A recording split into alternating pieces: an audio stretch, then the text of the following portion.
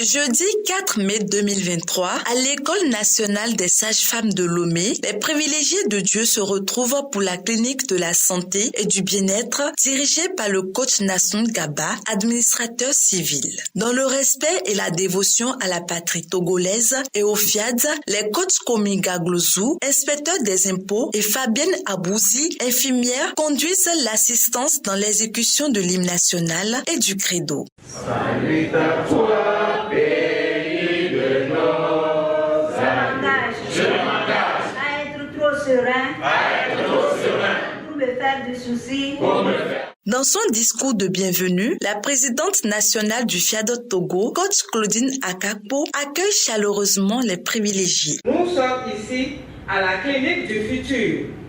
La particularité de cette clinique du futur, c'est qu'elle guérit à la fois le corps et le mental et tout l'homme. La mission de cette clinique est de maintenir ses usagers en excellente santé et non pas seulement d'essayer de soigner leur corps une fois qu'ils sont malades.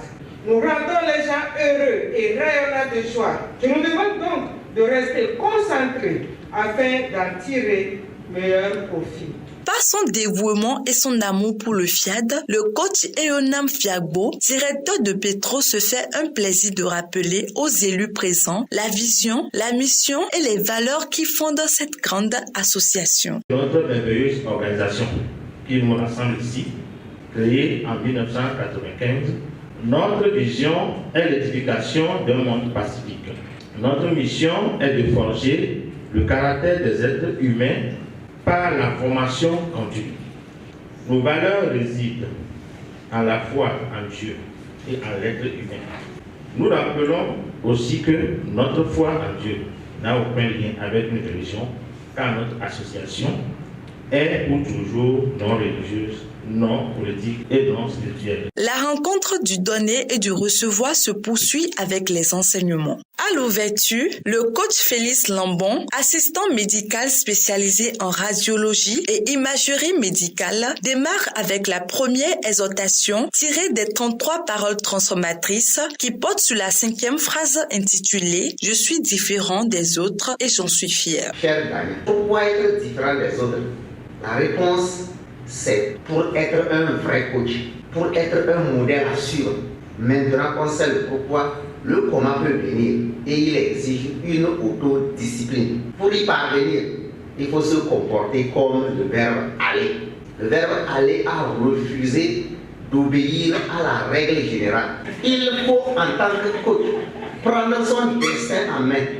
Le verbe aller est ce qu'il a osé être. Quelle décision prenons-nous lorsque nous entendons ceci? Pour être différent des autres, il faut être fier.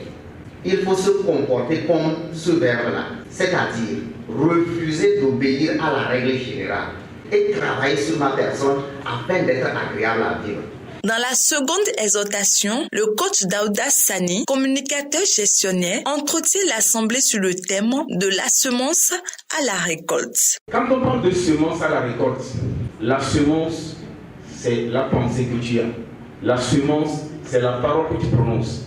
La semence, c'est l'acte que tu poses. La semence, c'est ce que tu regardes. Là où nous sommes au jour d'aujourd'hui, quand on te dit de s'aimer, tu vas te dire que tu dois s'aimer à la saison pluvieuse. Alors, toi qui es ici, pose-toi la question, qu'est-ce que tu sèmes dans ta vie? Quand on parle de semence, c'est quelque chose qui doit vraiment nous interpeller. Et en plus de tout ce que je dis, c'est qu'au-delà de la semence, il faudrait faire attention à ce que tu vas semer, les détails dans la semence. C'est la même chose, tu dois faire attention à toute parole qui va sortir de ta bouche. Et tout ceci, c'est la semence. C'est ce que chacun de nous va semer. À présent, les élus de Dieu écoutent attentivement le message du jour sur le thème « Emploi et carrière internationale » soigneusement décortiqué par le coach Kokou Semedo, deuxième conseiller spécial du président de l'association FIAD Monde. Un emploi, c'est un état d'être. C'est une source d'épanouissement personnel. Notez que toute personne doit décrocher son emploi. Le futur employé doit démontrer que l'entreprise visée a besoin de lui.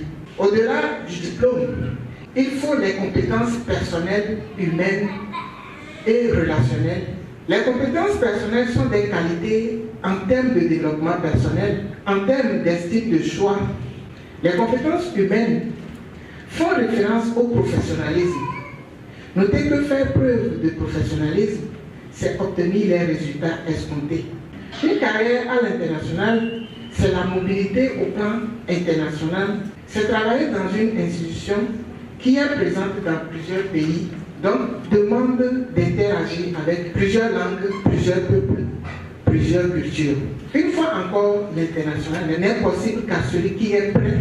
Les conditions primordiales selon le coach Patrick Amampognon est d'avoir un parcours pertinent dont peut bénéficier une organisation internationale.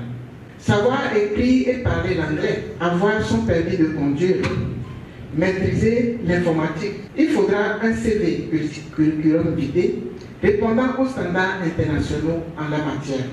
Pour ce qui concerne la lettre de motivation, il faut démontrer que l'on connaît l'organisme en question, les enjeux et challenges du poste et démontrer surtout que ses propres compétences permettent d'être le meilleur candidat. Pleinement chargés par les différents enseignements, les privilégiés s'engagent à poursuivre le chemin de la générosité à travers l'appel à contribution dirigé par le coach Socrate Abochi, sociologue. Semer aussi, c'est contribuer. Être différent des autres, comme le verbe aller, c'est aussi augmenter sa contribution. C'est de montrer qu'aujourd'hui, c'est ma contribution qui a fait élever la contribution de Pierre Lomé. Il est temps que nous, grands coachs, qu'on ne nous rappelle plus l'importance de la générosité. Il est temps.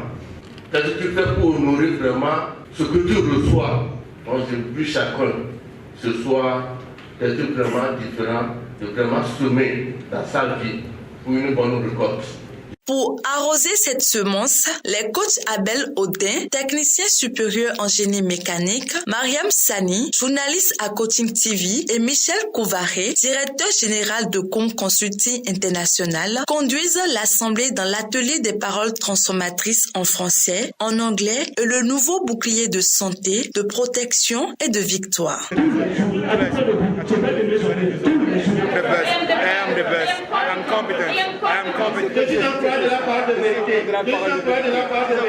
À la fin de cette rencontre, les privilégiés de Dieu dégustent le cocktail servi.